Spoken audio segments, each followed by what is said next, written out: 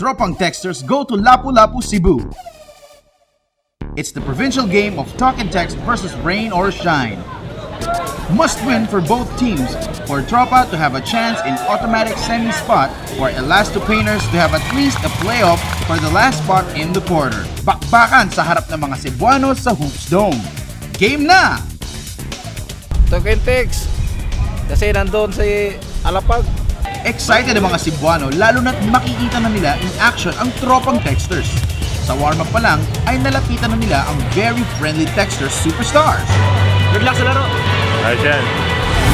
Naging mainit ang pasimula ni Kelly Williams to set up the tone for the Tropa.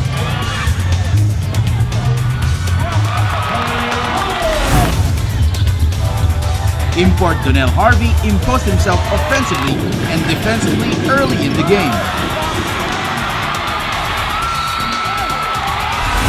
Talking Text displays its passing game looking for the open guy.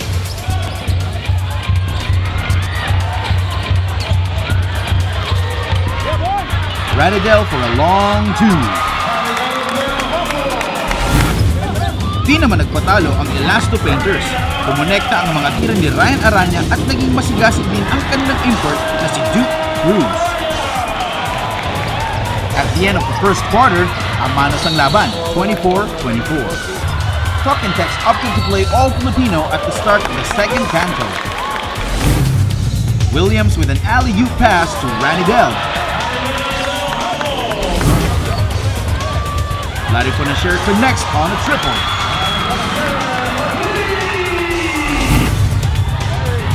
Jimmy Alapag booms for another three. Walo na ang abante ng Tropa, 40-32, midway in the second period. Harvey continues his scoring when he came back in the game. Nagpakilala naman si Japet Aguilar sa kanyang monster slam mula sa magandang pasa ni Harvey to the delight of the crowd. Gumawa rin ng sariling highlight move si Duke Cruz. Bago matapos ang first half, nagbaon pa ng 3 points mula sa kanyang arsenal si Ponasher. Sa pagtatapos ng first half, 10 na ang abante ng Tropa, 52-42. In the third period, hindi pa rin mapigilan ng rain or shine Elasto Painters si Donnell Harvey. This time with his hook shot a la board. Ranidel de Ocampo soars high for a dunk. Jason Castro surveys the court and swishes a three.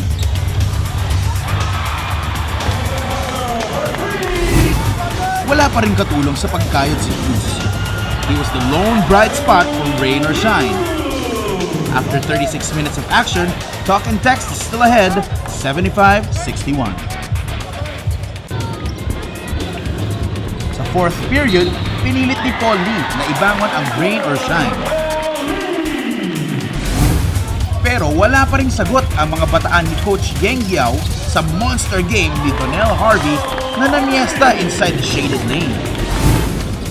Humirit si Jeff Chan na pababain ang lamang ng Tropa at maging close ang game.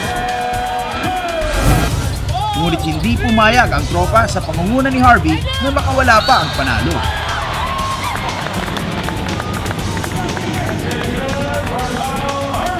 Talk and Text wins 102-90. Outstanding player of the game, Donnell Harvey with 32 points and 16 rebounds.